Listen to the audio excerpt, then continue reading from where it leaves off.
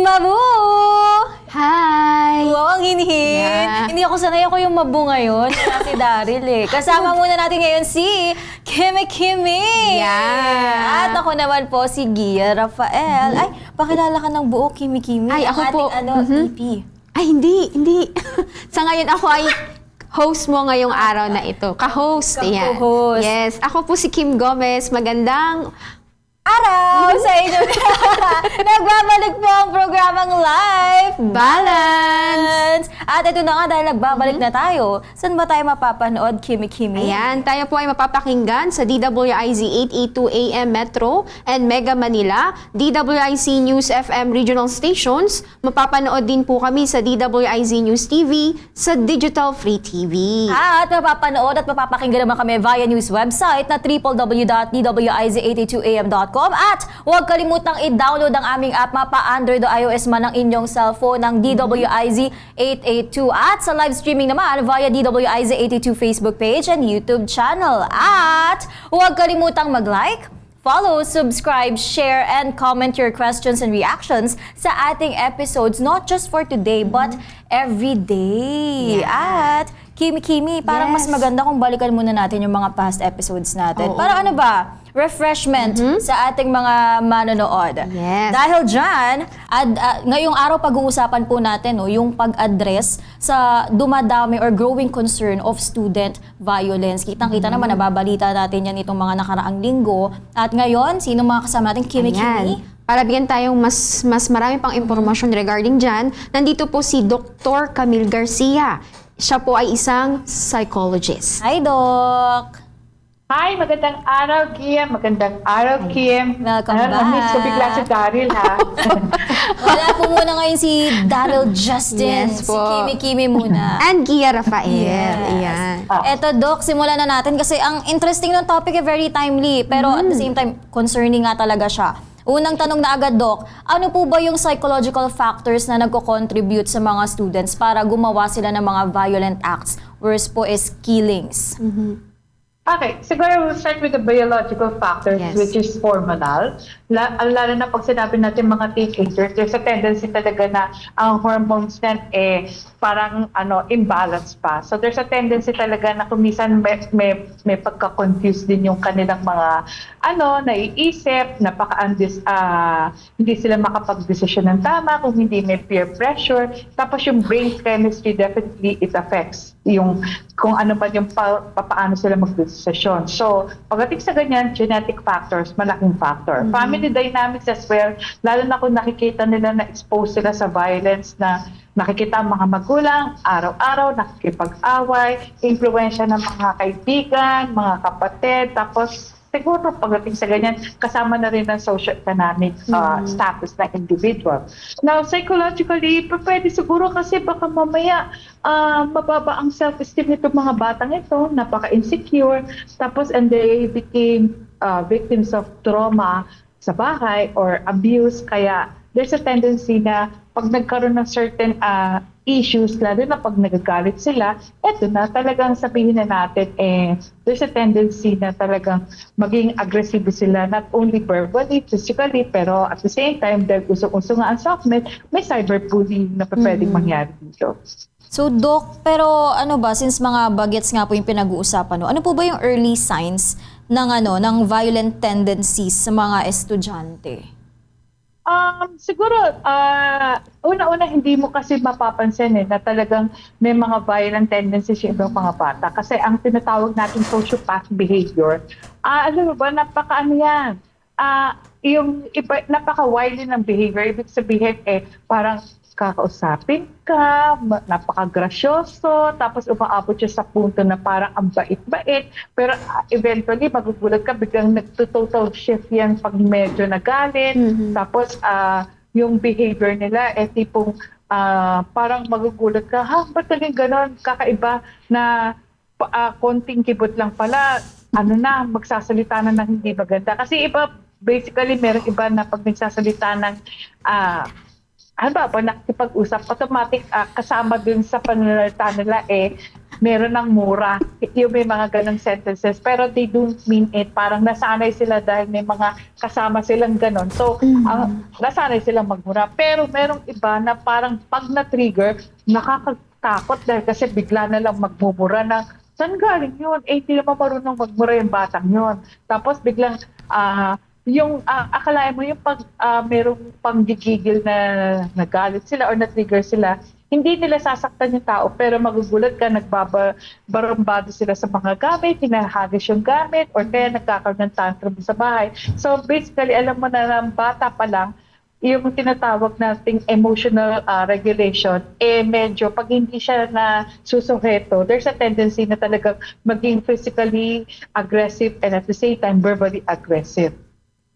Wait lang, may singit lang akong tanong, Kimi. Sige, go lang. Since sabi nyo nga, Dok, kung bata pa lang, minsan nakikita na, may pwede na po bang actions na gawin agad ang parents tungkol doon?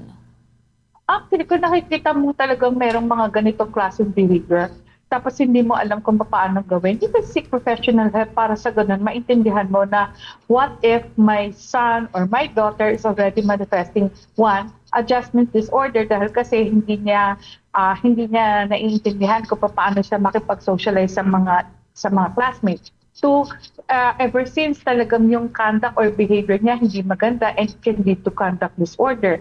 Tapos pag naging high school student yan, doon mo makikita yung tinatawag nating ODD or yung oppositional defiant disorder. So kahit na may sabihin ka na dapat talagang maging obedient siya, lahat ng na sinabi mong gagawin niya, opposite yung gagawin niya, talagang magiging defiant siya. Kaya parang nanggigigil ka bilang isang magulang na parang ano ba to, ayaw na sumunod, binabastos na ako bilang isang magulang. So nakikita mo, nag-escalate talaga itong klaseng behavior na to. Kaya kung sakasakaling nakakita ka ng pamamaraan na o parang may mga senyalis na hindi maganda, siguro bigyan natin ng pansin at tuunan natin ng concern yung mga ganitong klaseng behavior.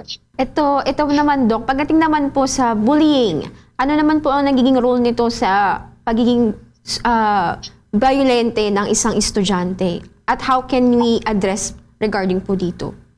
Okay, ang hirap kasi pag sinabi nating bullying, may mga pagkakataon na yung mga nabubully o yung biktima, hindi ka agad sinasabi. Yes. Dahil kasi syempre, pagkatapos ng pangyayaring ito na, sinabunutan or nasuntok itong batang ito, may threat na susunod, ang sasabihin ganon, subukan mo pagsumbong, papatayin ko yung pamilya. Di ba? May mga, dati noon ngayon matitindi na, pero pwede sabihin, gusto mong mangyari itong, kasi naalala ko, meron ako isang naging client na ganyan na sinabi sa kanya, pinakitaan ng picture na sinaksak na bata, sabing gano'n, subukan mo magsumbong, ganito mangyayari sa'yo. Di syempre threat yun. Yes. Not until na naging viral din yung video niya, so doon talaga sinabi niya kung ano yung ginagawa sa kanyang hindi maganda.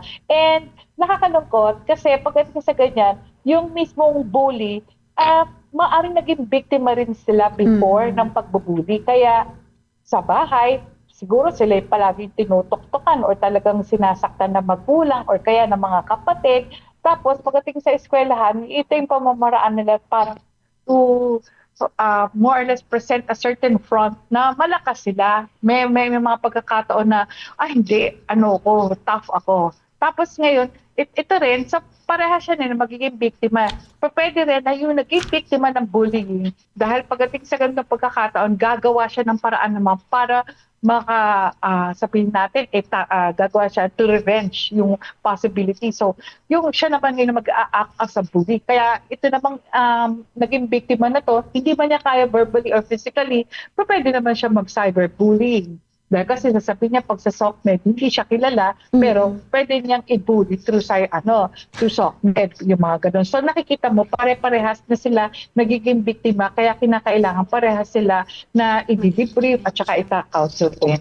Dok, ito yung mga lagi nating nababasa at saka napapanood yun sa SOCMED yung depression and anxiety po, yung mga ganong klase ng mental health issues po ba, may contribution po sa violent behavior ng mga estudyante? Actually, malaki dahil kasi after yung certain incidents na pwedeng nakasangkutan nila, it can lead yung possibility na magiging depressive sila. Una, dahil kasi syempre they are being bashed dahil kasi Ngayon, hindi na lang basta pag may ginawa kang hindi maganda, automatic, it becomes something viral or talagang napopost siya sa SOCMED. So, siguro pagdating sa ganyan, feeling nila talaga threaten yung buhay nila. So, once nakaisip yan na sabihin na natin may pagka-weak of personality, so, una, maa-anxious yan. So, talagang balisayan, natatakot yan, pwedeng meron ding galit, and then eventually, it can escalate to depression. Tapos, kung nag-escalate to depression, socially withdrawn yan, ayaw makipag-usap, ayaw na lumabas sa bahay, hindi na gusto mag-aral, then eventually, it will come to a point na magkakaroon ng suicidal thoughts. So nakakalungkot kasi baka mamaya umabot sa punto na mag-attempt sila at saka ma-fulfill yung mga ganitong klaseng negative concerns. Kailangan muna nating ihinto ang ating first part. Kasi nga, sabi ni Daryl, kailangan nating maghanap buhay. Kaya magbabalik po mamaya-maya lang ang life balance para ipagpatuloy ang ating very fruitful na discussion about this very timely topic. Magbabalik po ang life Balance. And we're back! Muli, ako po si Gia Rafael. Ako po si Kim Gomez. Pero bago tayo mag-start, bago natin ibato yung mga tanong, kasi nga ang ganda talaga ng topic natin ngayon. Very saktong-sakto, very napapanahon. Pero bago yan, magpasok tayo ng isang refresher ulit. Yes. Bago natin simula ng part 2, panoorin at pakinggan ang aming life hack for today. Narito ng ating life hack for today. Lahat tayo napipikon, pero kapag hindi natin kayang kontrolin ng galit, pwede itong makaapekto sa relasyon, trabaho at kalusugan. Kaya ngayon, ang life hack natin, paano nga ba haharapin ang anger issues? Quick tip number 1. Kapag galit ka, huminga ng malalim. Count 1 to 10 bago magsalita. Oo, classic pero epektibo. Quick tip number 2. Alamin ang punot dulo ng iyong galit. Hindi laging tungkol sa traffic o late na delivery. Baka may stress, pagod o problema sa loob na kailangang ilabas sa maayos na paraan. Quick tip number 3, find a healthy outlet. Mag-journal, maglakad o makipag-usap sa isang pinagkakatiwalaan. At kung palaging mabigat ang pakiramdam, don't hesitate to seek help from a mental health professional. Ang galit ay normal, pero ang pag-handle nito ng tama, superpower yan! At yun, Kimi. Very din talaga mga life hack na yan, no? Parang siyang yung mga segment kanina na i-refresh yung utak mo sa kung ano ba yung mga napapag-usapan natin in the past, pati na rin sa kung ano pa mapapag-usapan natin in the future. Tsaka very timely siya sa pinag-uusapan natin for today. Kaya nga, ibato mo na yung next question kasi Kim, I can't wait. Hindi, kasi ang alarming nung topic, but at the same time, it has to be addressed na rin. Especially, dapat malaman to ng mga magulang Hindi lang yung mga students mismo, but the parents mismo kasi sila naman yung nag-guide sa mga bagets. Yes. Go, Kimi. And for our first question po, for second part, Doc Camille, how do family dynamics or home life influence a student potential for violence? Okay. Una-una kasi, may mga pagkakataon na sanay pa rin, napaka-traditional pa rin ng ibang mga magulang, the way they discipline their children. Una, kahit sabihin mo na pinagbabawal ang pagpalo or pananakit sa mga anak, there are still some instances wherein parents, ang akala nila, the form of disciplining is pananakit. Hindi nila alam yung mga long-term na effect nito to the point na when the children becomes parang victims of abuse, pwedeng sila naman yung pwedeng manakit or talagang magkakaroon ng mental health issue itong batang ito. So, pwedeng siya yung gantihan niya, yung mismong pamilya niya, o kaya nadi-display yung anger niya, yung ibang tao ang masasaktan. Tapos ngayon, alam mo, pag family dynamics, mayroon tayong tinatawag na dysfunctional. Parang yung inconsistent yung pamamaraan ng pagdidisiplina. It can be something authoritative and then after na masyadong authority, bigla naman yung bang sobrang mabait na to the point na parang binibigay lahat. Hindi naman po pwede kasi, ito na nga, babalik dito tayo sa tinatawag nating life balance. Pag sinabi nating balance, hindi ibig sabihin na sobrang mabait or sobrang namang higpit. Dahil kasi, being a responsible parent, you should also be a good parent. So, good and responsible parenting ang importante dito. Dahil pagdating sa ganyan, mas makikita mo kung ano yung nararapat para sa ganon. Tama yung pagdidisiplina mo. Hindi ka aabot sa punto na talagang yung anak mo magkakaroon ng emotional or psychological problems, and it will come to a point na pagdating sa ganyan, disturb yung behavior. So, tatandaan natin, pag family dynamics, importante talaga ang good parenting and responsible parenting. Wait lang, part. Go. Add ko lang. Meron ka? Sige, pasok Kasi, mo lang. nabanggit ni Doc yung life balance pagdating naman sa pamilya. Wow. Kasi, na-adapt din kasi yun ng mga parents eh. Kung ano yung naging buhay nila ng kabataan nila. Oo. Tapos So, minsan hindi mapigilan na-apply sa oo. pagpapalaki ng sarili. Kasi for example, mayroon silang, napagalitan sila ng matindi ng magulang nila, naging, naging, Nagkabubog ba sa kanila? oo, dahil yung doon? ganon. Oo. May pinangako siya sa sarili niya na hindi ko to gagawin sa anak ko. Ayun. Yun. Kailangan lang nasa nabi ni Doc na kailangan may balance lang. May balance yung pagdisiplina at Oo. pagiging good parent. Yes. Ayan. Pero ito, Doc, since yung mga cases na narinig natin itong mga nakaraan tungkol sa violence nga ng mga bagets, mga na school setting. So ano pong sa tingin nyo or masasuggest niyo, Doc, na pwedeng gawin ng schools and communities para ma-prevent itong mga ganitong student violence sa pamamagitan ng mga activities po siguro or programs? Okay, una-una siguro, naalala ko kasi every school year, yung mga magulang, they are being asked to come to school for orientation. Sana dun sa orientation na yun, kasama talaga yung how to prevent the bullying. Kasi ito recently lang, I think that was 2 days ago, yung isa doon sa mga nag-viral videos na batang babae na ginulpi ng mga kapwa batang babae came to me. And then sabi nga nung nanay na iba bigla yung behavior niya. Kasi hindi niya kayang labanan yung mga lumalaban sa kanya. Ultimo yung bunso niyang kapatid, nasasaktan na. So sabi ko, bakit naging ganun yung behavior mo? Porque hindi mo kayang labanan yung iba, umaabot ka sa punto na ikaw na yung nagagawa mo yung sa mas maliit sa'yo or yung mga talagang inferior sa'yo. Tapos sabi niya, parang hindi na daw niya napipigilan. So nakikita niyo, eventually nagkakaroon ng mental health issues yung mga bata na hindi talaga nabibigyan ng tamang debriefing, tamang counseling or sabihin na natin therapy sessions para sa ganoon, maintindihan nila na pag sa ganitong klaseng pagkakataon, kailangan nila ng tulong. Hindi nila kaya yung sabihin nila na mapagtatanggol nila yung sarili nila kaagad-agad sa ganyan Pero just the same, napakalaki ng factor na ang eskwelahan or maging mindful yung mga teachers na involved dito na pagdating sa ganyan, okay lang na sasabihin mo na pwedeng pagbatiin sila dahil kasi kung ito ay isang away. Pero it will take time para sabihin mo or hindi natin alam kung sincere yung pagbabati na gano'n. Kasi there are some instances wherein a person can forgive what happened, but there will be definitely no reconciliation. It will take time para ma-heal yung nararamdaman niyang galit, yung nararamdaman niyang takot, yung gusto niyang i-express na yung parang nanggigigil ako sa ginawa niyo sa akin, yung mga ganon. So sana maintindihan na pati sana ang mga parents, pati ang teachers, magkaroon ng pagkakataon na magkaroon ng workshop or seminar on this para mas mag-aware sila to prevent the bullying.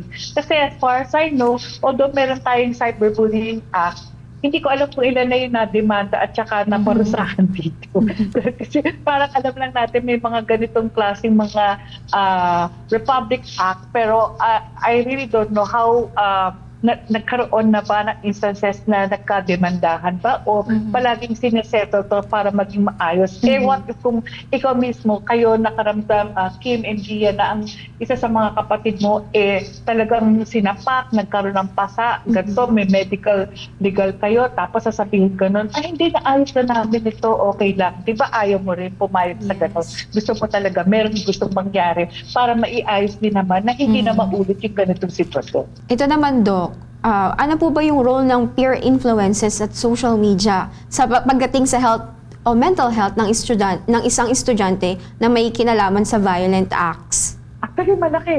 Kasi may mga pagkakataon na, lalo na kung napaka-weak ng personality mo, there's a tendency for some individuals na they wanted to belong kasi they are not accepted. Certainly, siguro dahil sa sobrang exposure ng mga bata sa mga gadgets, napaka-limited ng social skills. So, when they have parang the opportunity to interact face-to-face, parang akala nila, ito na yung totoong kaibigan kasi meron na akong nakausap yung gano'n. Hindi nila alam na these people can be a bad influence na talagang to do something bad. At the same time, pwede na ma-pressure sila dun sa mga gawain na ganito na parang hindi lang sila magiging bad influence pero talagang mai-influence sila on the part of yung behavior patterns, kung ano yung studying habits, lahat. Pwede talaga maka-apekto ang mga kaibigan or even sabihin na natin kung hindi man kaibigan pero yung mga close relatives na talagang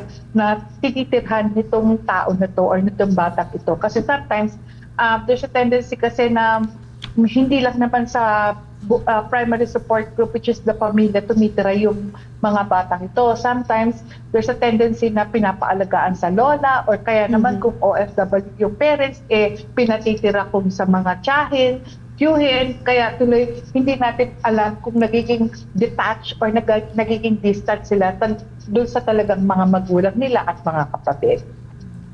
Eto Doc, since sabi ko nga po kanina, karamihan sa mga naitalang cases ng student violence ay nangyari po sa mga school nila mismo. Anong pwedeng gawin, especially ng school or ng parents na rin, para tulungan yung mga estudyante na victims naman po ng student violence? Siguro pagdating sa ganyan, kasi unang-unang may mga sangay naman tayo ng gobyerno na pwedeng tumulong para sa mga ganitong immediate counseling kagaya ng mga social services ng DSWD. Second, kung sakasakali man na talagang ito ay nandun sa vicinity ng eskwelahan, they can also look into the situation yung mga barangay officials natin na talagang palagi besides the fact na merong gwardiya ang eskwelahan, pwede may mga barangay tanod din na para sa ganun, maging preventive measures din. Hindi ko sinasabi na panakot sila, pero at least preventive measures na merong kaagapay ang barangay na may ayos ito, matutulungan yung mga bata na halimbawa, lalo na kung sabihin na natin, nasaktan talaga yung batang yun, meron talagang ambulansya ang mga barangay para matulungan sila kaagad or may pagkakataon na you can call immediately itong mga possible numbers na to para sa ganun, matutulungan sila. At the same time, ang mga magulang kahit pa paano, napakalaki kasi ng role ng mga magulang. Hindi mo naman kinakailangan pumunta ka sa eskwela at maging agresibo ka at nagagalit dahil ganito nangyari sa anak mo. Parang sana pagdating sa ganyan, yung homeroom na ang tawag dito na subject, kasi alam ko may homeroom subject, di ba? It is a way for the teachers to be more close to the students and know kung ano pa talaga yung mga existing problema na nangyayari sa mga bata. It doesn't necessarily mean na it's about yung hirap nila sa particular subjects, pero yung pala, mismo mga classmates, may mga alitan na, pero pwede pagdating pa lang doon, magkakaroon na ng possible solution yung mga arising na problema. Ayun, partner, ihinto mo natin ang pakikipagkwentuhan kay Doc Camille kasi hanap buhay again. Yes. Kailangan natin yan. At dahil dyan magbabalik po muna ang Life Balance, babalik tayo for more questions para kay Doc Camille. Babalik kami later. Mabu! hi! Ang hindi talaga niya. Sana all. Ito na, nagbabalik na kami para sa last part ng ating episode for today. Sadly, Yes. matatapos na siya. But, kailangan natin sulitin, no? Para sa kaalaman po ng mga magulang, especially ng mga magulang. Kaya babato na namin ang mga next questions natin, no? Ito ba, Doc, ano bang mga psychological support systems ang kinakailangan ng mga estudyante na affected ng violence po sa may school?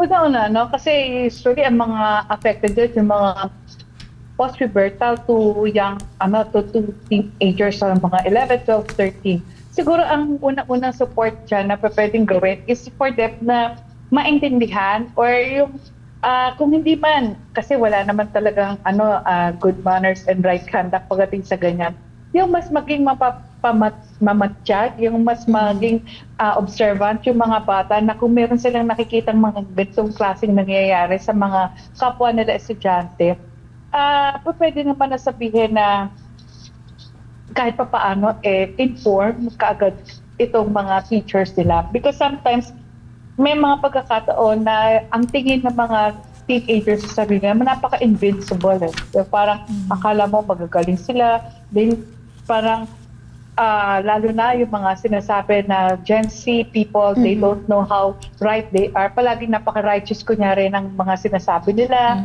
And then, meron silang pagkakataon na alam nila about yung sarili nila because mga mental health advocate sila. Ang gagaling nila mag-google ng mga problema nila. Sasabihin nila may ganito na silang sakit. So, it's so difficult para sa mga magulang na maintindihan sila. So, that gap, kinakailangan ma-bridge yan in such a way na they will be able to understand. Sometimes kasi pag ang magulang mo napaka-traditional, you can parang, or it's so difficult for us to understand na, ay, ganito yung anak ko, lalo na Gen Z yan, parang hindi mo maintindihan, matigas yata ulo, ayaw makinig. Ang alam, puro cellphone ng cellphone. Tapos, kumisan magkakaroon pa ng, sabihin, may boyfriend na, hindi wala ka nakitang boyfriend na dumaan sa bahay natin. Yung pala, boyfriend galing sa SOCMED, parang ganun. So, iba na kasi yung form of communication. And at this point, sabi nga nila, one of the loneliest generation is yung generation daw ng mga ganito, ng Gen Z, for reasons na ang alam kasi nila yung pakikipag-communicate sa mga different SOCMED platforms. So there's a tendency na kahit na nakikipag-usap ka virtually, hindi mo na papakita or na-express yung totoong emosyon mo sa taong yon.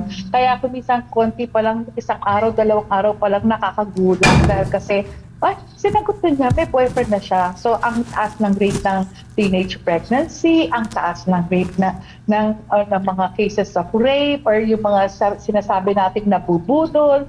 Tapos, kumisan magugulat ka, ang bata-bata pa, sasabihin ka nun, because of being heartbroken, wasak na sila. Diba? Ang dami mga nagiging existing na problema kahit hindi naman na-experience ng mga bata. So, sometimes, it's very, very important na talagang ang mga role ng magulang, ang mga guro bilang second parents din, maging psychologically and emotionally fit para sa ganun. Kaya nilang harapin itong mga bagay nito. Para sa ganun, yung mga bata rin, hindi lang yung resilience ang makikita, kung hindi yung mabuting values na they were raised in such a way na nagiging mabuting tao rin sila. Wait lang, Kimi, may lang ako, dagdag na question. Doc, para sa mga estudyante or parents na magsisik ng professional help para sa mga anak nila na victim ng bullying or ng school violence po, no? Ano po bang unang masasuggest ninyo na dadaanan ng estudyante? Would it be counseling po ba muna? Or therapy agad? Ano po ba, Doc? Okay. Usually, pagdating sa kanya na nagkaroon ng bullying na experience sa isang bata, importante kasi na merong adult na nakakaalam.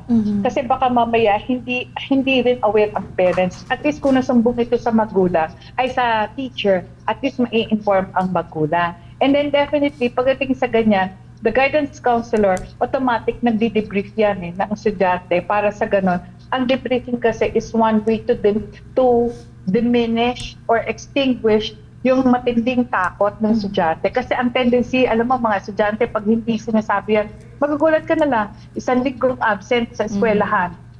Ayaw na nila ng di ba? Parang bigla ayaw pumasok. Tapos sasabihin ka na palaging masakit ang tiyan, masakit ang ulo, kaya ayaw pumasok. So, pagdating sa mga ganong pagkakataon, automatic dapat merong debriefing. Second, pagdating sa ganyan, kinakailangan na yung mga magulang din, be very cooperative na pag tinawag sila sa eskwelahan, pumunta sila. Huwag sila maghanap ng mga proxy na, ay, si Yaya na lang, ay, yung tiyahin na lang ang pupunta para sa ganun. Kasi may trabaho ako. Hindi nila alam na napaka-importante pagdating sa ganyan na makita rin ng mga bata na kung ikaw ay malapit dito ay yung pumupunta ka dun sa mga ganitong klaseng pagkakataon, feeling nila na talagang merong mahal ako ng magulang po dahil kasi pumunta sila dito, pinipilit nila intindihin yung sitwasyon. Hindi yung talagang sinasantabi na parang mas importante pa pala yung trabaho kaysa sa akin. Di ba? Pagdating pa lang sa ganun, alam mo nang merong existing conflict. Okay, go, Kimi. Sige, go. Ito naman, Doc Camille, pagdating naman po sa mga pagdating sa emotional intelligence at conflict resolution ng mga estudyante, paano kaya makakatulong yung eskwelahan? Lalo-lalo na yung mga magulang pagdating para ma-prevent ang mga violence na nangyayari dito sa ating Pilipinas. Okay, usually kasi pagdating sa ganyan, yun nga, malaki ang importance ng debriefing sessions, malaki importance na kinakausap sila ng mga magulang at ng mga officials ng eskwelahan for reasons na yung mga nararamdaman nila are being validated and acknowledged. Once these behavioral factors are being acknowledged, syempre yung isang bata kahit pa paano nabubush yung self-esteem nila, hindi yung lalong nawawala yung level of confidence nila, bumababa yung tingin sa sarili nila, feeling nila parang pinagkakaisahan na lang sila. So pagdating sa ganyan, doon mo ma-enrich yung emotional quotient ng isang bata. Kasi hindi naman to pwede na sabihin mo pag at the very start ng pinanganak isang bata, meron na kaagad siyang emotional quotient. Hindi. Kaya nangyayari na tumataas ang emotional quotient dahil kasi sa mga experiences na nakukuha or nangyayari sa isang bata, and then eventually kung meron mga negative things na nangyari dito pumapasok yung factor kung paano mo patatatagin ang isang bata na mas maging maayos siya at kaya niyang harapin itong mga different na sabihin na natin stressful events na nangyari sa kanya. Kasi syempre may mga pagkakataon kahit na pilit mong sabihin na iwasan yung hindi mga magandang bagay na mangyayari sa isang tao. Darating at darating na maging stressful din dahil kasi sa mga different na pangyayari. So, yung pagkakataon na binigay ng isang eskwelahan or na isang magulang para ang isang anak niya, pinapakita niya na kaya niyang depensahan ang sarili niya, whether on a yung sabihin natin defense mechanism siya or kaya naman ay isang pamamaraan na kaya niyang maging matatag at yung mas gumagamit ng magandang disposition sa buhay, malaking factor yun. Okay. Eto Doc, I really believe na mahirap kontrolin tong mga to and mahirap siyang masolusyonan especially when you're alone. Pero anong advice po ba ang mabibigay niyo sa mga estudyante who feel angry, isolated, or misunderstood? Okay, there are a lot of instances where ang isang estudyante I always misunderstood. Kasi una-una, pangit man sabihin, but at this time, there are a lot of toxic parents. Alam mo yun? Yung they keep on comparing to the point na, uy, lalo na pag nalaman niya yung isang pinsan ay nag-e-excel kahit, tama yung pinsan mo, ang hirap-hirap ng buhay nila, pero ang galing-galing sa eskwela, ikaw, binibigay na namin yan lahat, ang bobo-bobo mo, yung mga ganong klaseng accusations talaga. There's a tendency talaga na itong batang ito, lalong parang feeling niya na talagang, kahit na hindi ako yung ganon kahina, ang tendency, total, ang tingin naman nila sa akin is somebody na stupid, somebody na less intelligent, gawin ko na lang yan, kaya na maging ganon ako. Pinanindigan para nila. talagang, pinaninindigan nila yung mga bagay na hindi maganda. So one, siguro pagdating sa ganyan, it's very, very important na not to compare your children to other children.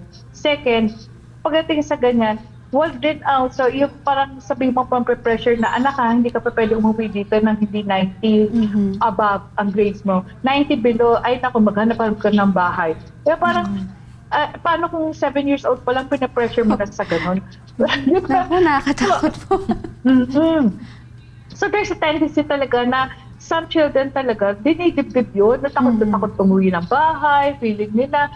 So, pwede there's a tendency na mag-isolate siya, maging withdraw, tapos takot ayaw na lang na, kasi ganito, ganyan. So, diba, it's so difficult na marami tayong nagagawa na yung hindi natin akalain na simple na mga salita rin or simple na mga bagay na gusto natin iparating sa anak natin, they are being pressured. Kasi una-una, ano ba ang dapat gawin sa isang bata? Diba? Bahay, eskwela lang, bahay, eskwela. Kung meron man activities or community activities, ikaw rin bilang isang magulang, nagpa-participate ka. Yes. What if kung lahat naman doon, wala kang ginagawang maayos? Parang mas magugustuhin mo, sige, doon nga kayo sa eskwelahan para sa ganun. Pero wala kang ginagawa bilang isang magulang. Hindi mo man lang na-check yung sa buong taon, hindi ko alam kung ilang beses mo nabuklat yung notebook ng anak mo.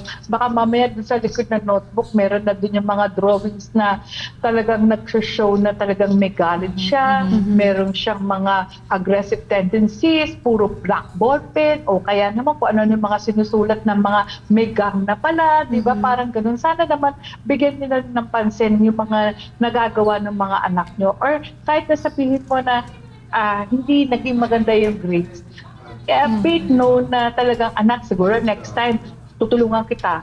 Sabay tayo na pag-aaralan natin yung assignment mo para sa ganun, ma-improve yung grades mo. Pero hindi ko pwedeng sabihin na, ay nako, eto na naman, bagsak na naman, bobo. Yun, di ba, yung mga ganun salita, ang pangit.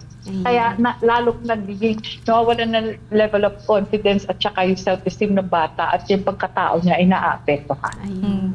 Okay. Down to our last question. Do the honors, Yes. Kimi. Ito naman, Doc, regarding po dun sa behavior ng ating mga anak, ano po, o saan po ba pwedeng humingi ng tulong ang mga parents regarding po dyan? Saka po pala may additional po akong tanong. Pwede din po bang, since, di ko lang po sure kung pati, since minor po yung anak, pwede po bang sumama yung magulang pagdating sa debriefing, counseling, mga ganun po ba? Actually, pagdating sa ganyan debriefing and counseling, kasama talaga magulang. Maaring anong tawag to, individually, kinakausap mo na yung bata. And then after that, kasama yung magulang din.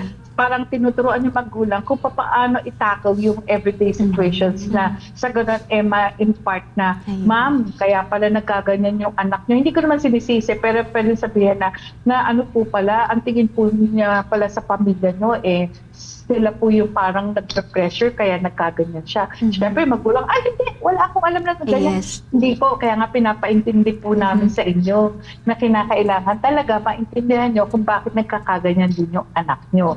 Second, there's a possibility na, kasi alam mo, ay yung pagpapaiting, tama ba gano'n yung word ko, pag-iiting na MHA or yung Mental Health Act, sinasabi na talagang ang malaki ang participation ng barangay at saka ng community para sa ganon, ma-involve sila na kung may makita sila na talagang ang isang bata ay nagiging biktima or naaabuso ng magulang. Pero pwede talaga nilang sabihin kaagad yun na yung sabing ganon, people's arrest. May mga ganong klaseng sitwasyon Tapos, in fact, lalo na kung sabihin mo na nagkaroon talaga ng matinding pananakit, may mga sugat yung bata.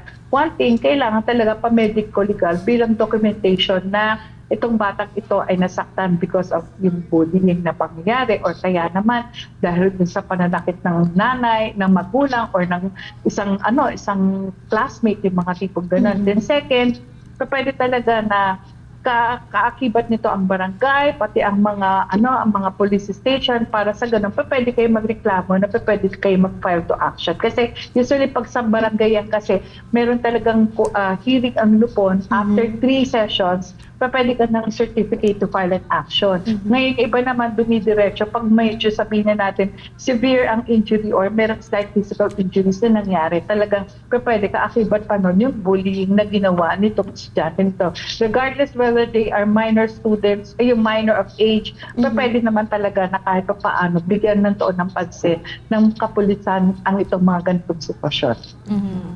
At dahil dyan, Doc, kahit pang ilang interview na ata natin, hindi ko na rin mabilang kung pang ilan na Doc, pwede bang mahingi kung ano ang inyong social media or clinic ninyo kung sana pwede kayong ma-reach out, especially na mga parents na gustong ma-address o gustong makipag-usap sa inyo or magpa-check up na mga may anak na nakaranas po ng school violence? Okay, we have yung page ng The Clinic of the Holy Spirit. Yun po yung nakalagay sa namin sa FB page, The Clinic of the Holy Spirit po. Tapos po, kami po ay located sa number 4, Los Angeles Street, Cubao. Quezon City. Ito po ay Barangay Immaculate Conception. Madali pong makita, pwede po siyang ipin. Pero kung kayo po ay magpapaschedule, pwede po kayo mag-message dun sa inbox ng Clinic of the Holy Spirit para sa ganun, matitect po din natin kung ang kinakailangan niyo po ba ay isang psychologist or isang psychiatrist. Kasi may mga pagkakataon na minsan nalilito rin yung mga tao kung ano po ba ang dapat kung puntahan yung psychiatrist or yung psychologist. So kami mismo ang nagde-detect kung ano sinasabi na Okay. pwede nilang puntahan. Ayun. Alright. Yun, Doc, sana hindi kayo magsawang magpa-interview. Dahil, for sure, baka, Doc, pwede naman humingi ng isa pang part ng no, interview. Kapag meron na naman tayong kailangang i-address Yes. na mga bagong issues. Doc Bekenemen, pwede pa ba Ay, wala namang magpa-interview? Ay nako, makukulit yung mga researchers nyo, tsaka yung mga tumatawag sa akin. Sino Hindi ba ko yun? matanggihan. Mahirap pangalanan. Hindi pwede. Kaya okay lang naman, basta Okay. kaya. Kasi basta wag lang Monday at saka Wednesday. Alam Ayun. nila yun. Kasi Yun. Take yun yung notes. taping day ng face-to-face. Ayun. Doc, thank you po so much ulit for your time and knowledge at sa pag-address sa very concerning na issue po na ito ngayon. No? Thank you, Doc. Okay, bye-bye. Ingat po. Thank you. Thank you po. At natapos na naman ang isang oras ng ating pagsasama-sama upang tulungan ang bawat isa na magkaroon ng life balance sa ating mga buhay. Ayun. Huwag kalimutan na saluhan kami tuwing Lunes hanggang Biyernes, 6 to 7 p.m. Ayan, mapapanood at mapapakinggan ng Life Balance sa DWIZ 882, DWIZ News FM Regional Stations, DWIZ News TV at sa social media platform via live streaming. Go!